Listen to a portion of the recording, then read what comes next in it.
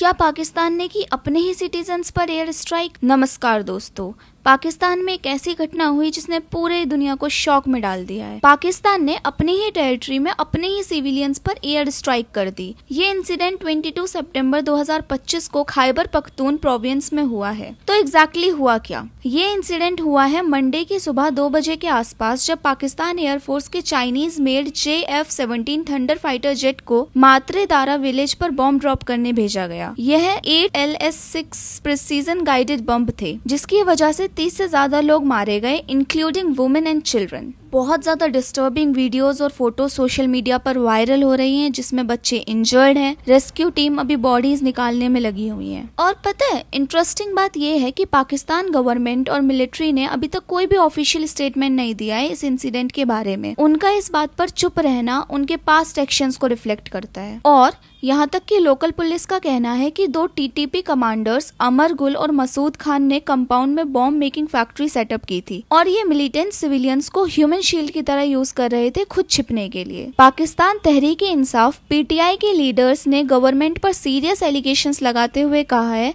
This assault by the security force is nothing less than an attack on the unarmed civilians। इस incident के बाद around 2000 local people ने nearby town में protest की। Human right commission of Pakistan ने statement release करते हुए कहा कि they are deeply shocked and demand कर रहे हैं इमीडिएट और इम्पार्शियल इंक्वायरी के लिए। और यहाँ सबसे इंटरेस्टिंग बात यह है कि एमनेस्टी इंटरनेशनल ने जून में ऑलरेडी वार्निंग दी थी पाकिस्तान के alarming disregard for civilian life के बारे में। उसके बाद भी पाकिस्तान ने सिविलियंस की सेफ्टी के लिए कोई मेजर स्टेप्स नहीं लिए।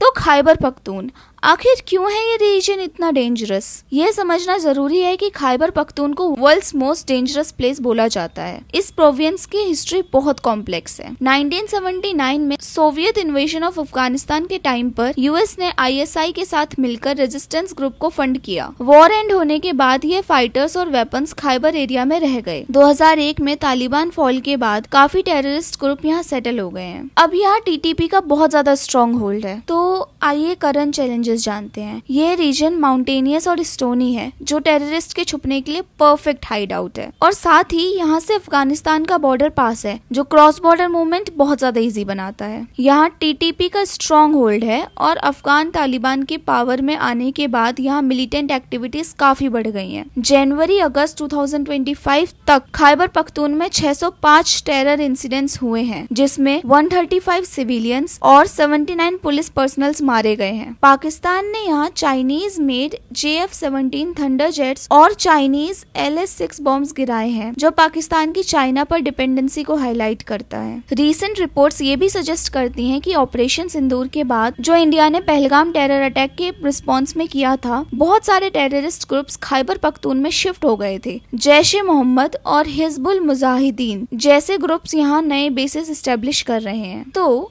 पाकिस्तान के पास बेसिकली अब कोई बेस्ट ऑप्शन नहीं बचा है, इवन बेटर ऑप्शन भी नहीं बचा है। एक तरफ TTP जैसे टेररिस्ट ग्रुप सिविलियन एरियाज में हाइड कर रहे हैं और अटैक कर रहे हैं, और दूसरी तरफ जब मिलिट्री एक्शन लेने जाती है तो अपने ही सिविलियंस को मार देती है, जो लोकल पॉपुलेशन में एंटी स्टेट सेंटिमेंट्स और ज्यादा बढ़ा रहा है। इस इंसिडेंट से बहुत ज्यादा क्लियर हो गया है कि पाकिस्तान की counter terrorism strategies undoubtedly failed है। ह्यूमन राइट ऑर्गेनाइजेशंस डिमांड कर रही हैं या अकाउंटेबिलिटी इंश्योर करनी चाहिए, लेकिन पाकिस्तान गवर्नमेंट का साइलेंस और पास्ट रिकॉर्ड देखते हुए यह कहना बहुत ज्यादा मुश्किल है कि कोई मीनिंगफुल चेंज आएगा। तो अगर आपको ये वीडियो अच्छी लगी और ऐसे ही आगे भी जियोपॉलिटिकल एनालिसिस देखने के लिए वकीलगिरी को सब्सक्राइब कर ले, लाइक, कमेंट और शेयर करना ना भूलें।